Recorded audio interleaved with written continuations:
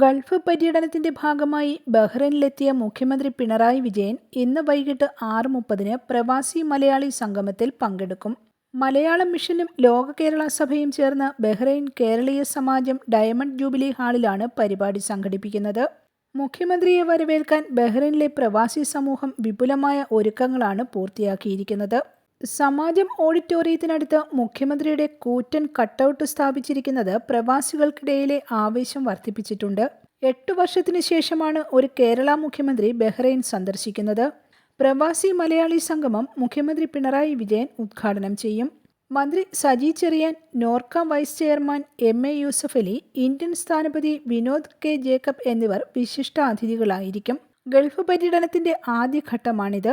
Bahrain സന്ദർശനത്തിന് ശേഷം മുഖ്യമന്ത്രി നാളെ കേരളത്തിലേക്ക് മടങ്ങും. പിന്നീട് ഒമാൻ, ഖത്തർ, UAE എന്നിവിടങ്ങളിൽ വിവിധ പരിപാടികളിൽ പങ്കെടുക്കും. പ്രവാസികളുമായി സംവദിക്കുന്നതിനും നോർക്ക, ലോക കേരള സഭ തുടങ്ങിയ പ്രവാസിക്ഷേമ വിഷയങ്ങൾ ചർച്ച ചെയ്യുന്നതിനും മുഖ്യമന്ത്രിയുടെ സന്ദർശനം പ്രയോജനകരമാകുമെന്ന് പ്രതീക്ഷിക്കുന്നു. News desk, axis news.